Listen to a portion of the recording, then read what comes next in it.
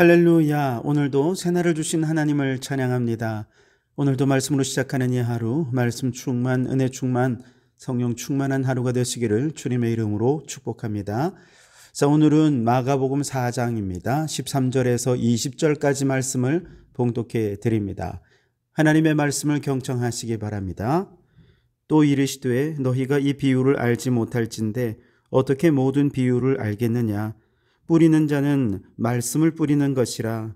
말씀이 길가에 뿌려졌다는 것은 이들을 가리킴이니 곧 말씀을 들었을 때에 사탄이 즉시 와서 그들에게 뿌려진 말씀을 빼앗는 것이요. 또 이와 같이 돌밭에 뿌려졌다는 것은 이들을 가리킴이니 곧 말씀을 들을 때에 즉시 기쁨으로 받으나 그 속에 뿌리가 없어 잠깐 견디다가 말씀으로 인하여 환난이나 박해가 일어나는 때에는 곧 넘어지는 자요. 또 어떤 이는 가시떨기에 뿌려진 자니 이들은 말씀을 듣기는 하되 세상의 염려와 재물의 유혹과 기타 욕심이 들어와 말씀을 막아 결실하지 못하게 되는 자요. 좋은 땅에 뿌려졌다는 것은 곧 말씀을 듣고 받아 30배나 60배나 100배의 결실을 하는 자니라. 아멘. 오늘도 이 말씀을 통해 우리에게 주시는 하나님의 음성을 듣게 되기를 바랍니다. 갈릴리 호수의 서북쪽은 매우 비옥한 땅이어서 어업에 종사하는 사람도 많이 있었지만 농사를 짓는 사람도 많이 있었습니다. 예수님께서는 아마도 바닷가 주변에서 저 밭에서 일하는 농부들을 바라보면서 오늘 이 비유의 말씀을 주셨을 것입니다. 예수님 당시 이스라엘에서는 씨를 뿌리는 방식이 크게 두 가지였는데요. 하나는 농부가 일일이 씨앗을 이렇게 뿌리는 것이고요. 다른 하나는 이제 곡식 자루에다가 구멍을 뚫어서 짐승의 등에다가 이렇게 싣고 그냥 다니면서 막 뿌리는 것입니다. 아무래도 짐승에다가 싣고 뿌리려면 좀 넓고 평평한 땅이어야 되겠죠. 그런데 오늘 예수님이 말씀하시는 것을 보면 농부가 일일이 이렇게 씨앗을 뿌렸다라고 하는 거 보면 아마 예수님께서 지금 바라보시는 밭의 형태는 이런 넓은 평밭이라기보다는 테라스형 농경지였을 가능성이 큽니다. 이스라엘의 농경지 가운데 테라스 농경지라고 하면 오늘 우리로 치면 이제 다랭이 농 같은 거죠. 이제 산악 지역에 계단식으로 층층이 이제 농사를 짓는 그런 방식입니다. 그런데 이런 테라스 농경지의 경우는 각 계단식 농경지의 끝에 비가 올 때 흙이 흘러내리지 못하도록 이렇게 담벽을 쌓습니다. 그러다 보니 비가 오면 고운 흙들이 거기에서 흘러와서 담벽 아래에 쌓이게 되고 그 고운 흙들이 쌓이다 보니 그곳이 아주 좋은 밭이 만들어지는 그런 케이스였죠. 또한 각 계단식 농경지마다 사람들이 다니는 길이 있는데 이 길이 예수님이 오늘 비유에서 말씀하시는 길가를 말하는 것입니다. 테라스 농경지는 위로 올라갈수록 토양이 얕아지고 바위가 많은 돌밭이 되고 그 아래로 농부의 손길이 잘 닿지 않는 테라스의 밭 주변에는 가시 떨기밭이 만들어지기도 했습니다. 자, 이러한 테라스식 농경지를 생각하면서 오늘 예수님의 비유를 이해한다면 씨를 뿌리는 자가 씨앗을 뿌렸을 때 덜어는 길가에 떨어지고 덜어는 흙이 얕은 돌밭에 떨어지고 덜어는 가시의 떨기에 떨어지고 덜어는 좋은 땅에 떨어졌다라고 하는 것이 어느 정도 이미지로 그림으로 좀 그려지지요. 그 비유에 대해서 예수님께서 직접 설명해 주신 것에 따르면 각각의 밭은 말씀의 씨앗을 받아들이는 마음의 상태를 비유적으로 말씀하신 것이고 농부가 뿌리는 씨앗은 14절 말씀에는 이게 말씀이다 그렇게 얘기하죠. 하나님 나라의 비밀을 드러내는 예수 그리스도의 복음, 하나님의 복음, 바로 그것이 씨라는 것입니다. 그렇다면 그 씨가 뿌려진다는 것은 무엇을 의미하겠습니까? 이 복음의 말씀이 뿌려진다는 거죠. 전도를 하거나 혹은 말씀을 가르치거나 예배 중에 말씀이 선포되거나 할 때 모든 순간이 씨가 뿌려지는 현장이 될 것입니다. 내용으로 들어가 보면 우선 15절에 따르면 길가와 같이 굳은 마음에 말씀이 뿌려지면 그 말씀은 뿌리 내리지 못하고 사탄이 마치 새처럼 와서 뿌려진 말씀을 빼앗아가 버린다라고 말씀하십니다. 그렇다면 그 마음을 굳어지게 해서 말씀을 뿌리내리지 못하게 하고 마음을 딱딱하게 만드는 원인이 뭘까? 여러 가지가 있겠습니다만 가장 중요한 건 교만이라 할 수 있겠습니다. 하나님 없어도 내 힘으로 얼마든지 살 수 있다라고 하는 교만이지요. 그 교만함으로 인해 하나님을 의지하기보다 자신의 힘과 능력과 실력과 지식과 혹은 자신의 가문과 이런 것들을 더 의지하는 것이죠. 그러다 보니 이런 교만한 마음에 말씀을 아무리 뿌려보아도 씨앗이 뿌리 내릴 수가 없게 되는 것입니다. 근데 궁금한 것은 이렇게 교만한 사람이, 하나님 없어도 된다는 사람이 왜 말씀을 듣고 있는 것일까요? 그 이유도 아마 다양할 것입니다. 어떤 분은 가정의 평화를 지키기 위해 어쩔 수 없이 아내에게 혹은 부모님에게 끌려 나왔을 수 있습니다. 때로는 직장 상사에게 잘 보여서 출세의 길을 닫기 위해서, 혹은 예쁜 여자친구에게 잘 보여서 그렇게 좋은 연애를 하려고 예배에 참석했을 수도 있습니다. 혹은 너무 오랫동안 신앙생활 하다 보니 매너리즘에 빠져서 예배를 드리고 있는 거죠. 스스로 성경의 내용을 다 안다고 생각을 하고 따분하고 지루하게 성경의 내용을, 설교를 지금 듣고 있는 건지도 모르겠습니다. 어찌되었거나 이처럼 교만한 마음으로, 딱딱하게 굳어진 마음으로는 결코 하나님의 말씀이 열매 맺을 수가 없겠죠. 오히려 마귀의 밥이 되기 쉽습니다.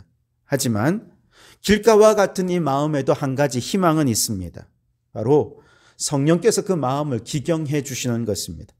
에스겔 36장 26절 말씀에 보면 성령께서 그 말씀 가운데 역사하셔서 마음밭을 기경해 주셔서 굳은 마음을 제거하고 부드러운 마음을 주신다면 그 마음은 새 마음이 되어서 말씀이 들려지고 믿어지고 말씀대로 순종하게 되는 그런 삶의 변화가 나타난다는 것이죠.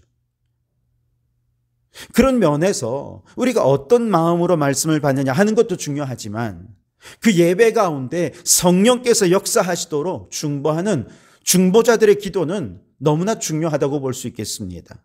사탄은 성도들의 마음밭에서 말씀을 빼앗아가기 위해 수단과 방법을 가리지 않고 마음을 교만하게 하고 딱딱하게 하고 굳어지게 만들지만 성령이 말할 수 없는 탄식으로 그를 위해 중보하며 도우신다면 사탄의 어떤 방해도 말씀이 뿌리 내리고 열매 맺는 것을 결코 막아서지 못할 것입니다. 그러므로 여러분, 예배의 중보자가 되셔서 매주 예배 때마다 성령께서 교만하게 굳은 마음을 다 기경해 주셔서 부드러운 마음 되게 해 주셔서 겸손히 떨어지는 주의 말씀의 씨앗을 받아 30배, 60배, 100배의 결실을 맺게 되는 믿음의 사람이 될 수 있기를 주님의 이름으로 축원합니다. 16절, 17절에 보시면 돌밭 같은 마음에 말씀의 씨앗이 뿌려집니다. 그러면 말씀을 받을 때는 즉시 기쁨으로 받지만 뿌리가 없어서, 이것이 중요합니다. 뿌리가 없어서 환난이나 박해가 일어나면 곧 넘어진다. 그렇게 말씀을 하셨습니다. 여러분, 뿌리가 없다는 것은 자신의 심령 안에 말씀을 자라나게 하는 영적 근원이 없다는 것을 말하는 것이지요. 모든 그리스도인은 예수 그리스도의 반석, 그 기초 위에 집을 짓는 자들입니다. 그래서 예수님은 모든 성도들의 신앙의 근원이요, 기초요, 동기요, 이유요, 목적이 되는 것입니다. 그런데 돌밭 같은 마음을 가진 사람은 예수님을 신앙의 근원, 신앙의 기초로 삼는 사람이 아니라는 뜻이죠. 그러면 그는 왜 예수님을 말씀을 들으러 여기 나와 있는 것일까요? 예수님은 기초가 아니지만 지식을 충족시키기 위해 말씀을 들으러 나온 사람일 수 있습니다. 혹은 마음의 평안을 얻기 위해 말씀을 들으러 나왔고, 혹은 처세를 위한 세상의 지혜를 얻기 위해 교회 다니는 사람일 가능성이 큽니다. 이처럼 영적 근원도 없이 그저 자기 만족을 위해서 이 종교 저 종교 전전하던 사람이 교회에 와서 말씀을 듣는다면 여러분, 어쩌면 말씀 속에 위로를 받을 수도 있을 것입니다. 평안을 누릴 수도 있을 것입니다. 때로는 삶의 지혜를 얻거나 지적인 만족을 얻을 때도 있을 것입니다. 그럴 때는 기쁨으로 말씀을 받죠. 하지만 영적 근원이 없이 그저 자기중심적으로 교회만 왔다 갔다 하기에 예수님을 위해 자신을 헌신할 마음까지는 갖지 못하는 것이죠. 그래서 얌체같이 신앙생활이 주는 즐거움, 인간적인 유익들은 다 누리면서 주님을 위해 봉사하고 헌신하고 심지어 박해를 견디며 믿음을 지키겠다, 이런 마음이 없기에 박해나 핍박이 오면 쉽게 또 다른 종교로 바꾸는 것이죠. 여러분이 신앙생활을 하는 동기가 나 자신을 위한 것은 아닌지 돌아볼 수 있길 바랍니다. 우리의 영적인 근원은 예수 그리스도이십니다. 예수님이 우리가 신앙생활하는 이유고 동기고 목적이 되어야 하는 것이죠. 그래서 예수님을 위해 환난도 핍박도 심지어 순교까지도 감당하리라, 그런 영적 근원이 튼튼한 신앙생활을 하시는 우리 성도들이 되실 수 있기를 바랍니다. 자, 18절 19절에는 이제 가시떨기 같은 마음밭에 말씀이 뿌려질 때 말씀을 듣고 뿌리 내리고 자라기도 합니다. 그런데 세상의 염려, 재물의 유혹, 인간의 욕심들이 가시떨기가 되어서 말씀이 자라는 것을 막아버려서 열매를 맺지 못하더라 라고 말씀하십니다. 사람이 유혹이나 세상의 욕심에 흔들린다는 것은 다르게 얘기하자면 그 욕심의 방향만 거룩한 쪽으로 향하도록 해준다면 아주 훌륭한 신앙으로 성장할 수 있는 잠재력이 있는 그런 사람이라고 말할 수 있지 않겠습니까? 아무런 의욕도 없이 무기력하게 신앙생활을 하는 사람보다 오히려 욕심을 가지고 신앙생활을 하는 사람이 훨씬 좋습니다.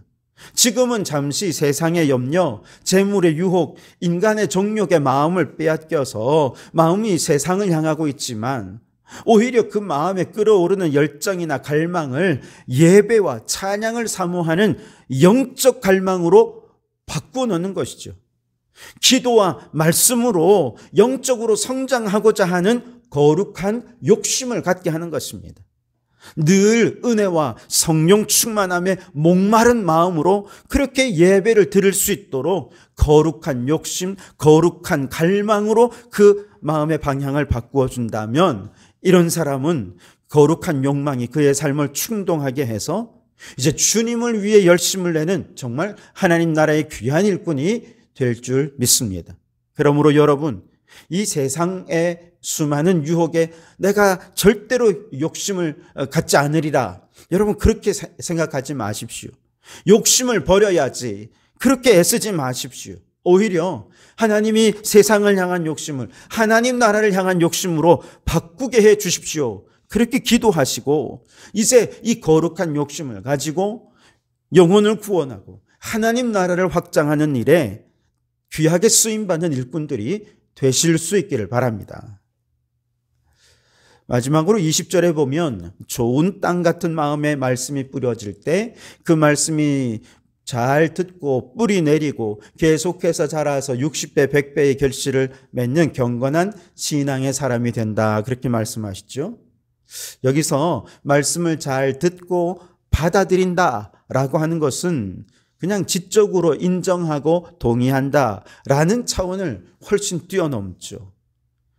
하나님 말씀의 탁월함에 감탄하고 그 진리의 심오함에 감동해서 그 말씀 앞에 저절로 고개가 끄덕여지고 아멘, 아멘 하며 말씀을 받는 것입니다. 그리고 그렇게 말씀을 받아서 삶의 방향이 말씀이 지시하시는 방향으로 전환하는데 이것을 우리는 회개라고 말하죠. 말씀에 비추어 자신의 삶을 회개할 뿐만 아니라 회개에 합당한 삶의 열매까지도 맺어가는 것입니다. 이제 내가 주인된 삶이 아니라 성령께서 주인된 삶이 되어서 가정에서, 직장에서, 교회에서, 모든 삶의 현장에서 사랑, 희락, 화평, 온유, 절제, 인내, 충성, 오래 참음, 양선, 이런 성령의 열매를 맺으면서 그의 삶에 풍성한 열매를 맺으며 살아가는 것이죠.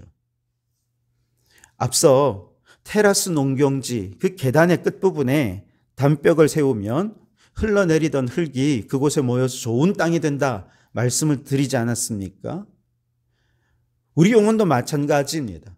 하나님의 말씀을 들을 때 그냥 듣기만 하는 것이 아니라 이 말씀이 흘러내리지 못하도록 믿음의 담벼락을 세우십시오. 그러면 믿음의 담벼락 바로 그 아래에 좋은 땅이 형성이 될 것입니다. 이 말씀을 단지 듣기만 하는 것이 아니라 순종의 담벼락을 세우세요. 그 담벼락 아래에 좋은 땅이 형성이 될 것입니다. 그러므로 여러분, 우리의 마음밭이 좋은 땅이 되기 위한다면 항상 예배에 참여할 때 내 마음밭에 믿음의 담벼락, 순종의 담벼락을 세우십시오. 한 말씀도 그저 흘려보내지 않겠다는 믿음의 결단으로 말씀을 받고 말씀대로 순종해서 30배, 60배, 100배의 결실을 맺어가는 우리 성도들이 되시기를 주님의 이름으로 축원합니다. 기도하겠습니다. 하나님, 우리 마음밭에 말씀의 씨앗을 뿌려주시니 감사합니다. 말씀을 받을 때 성령께서 우리의 교만한 마음 겸손하게, 굳은 마음 부드럽게 하여 주시옵소서. 나를 위해 예수 믿는 것이 아니라 예수님을 나의 영적 근원으로 삼고 이제 주님을 위해 살기를 결단하며 말씀을 받게 해 주시옵소서. 세상을 향한 욕심을 애써 버리려 하기보다 그 욕심의 방향을 거룩한 욕심으로 변화시켜서 하나님 나라 사역에 더 큰 욕심을 가지고 헌신하게 도와주시옵소서. 오 주님, 말씀을 받을 때 믿음의 담벼락, 순종의 담벼락을 세우고 우리 영혼을 늘 좋은 땅으로 만들어가는 저희가 되게 해 주시옵소서. 예수님 이름으로 기도하옵나이다. 아멘.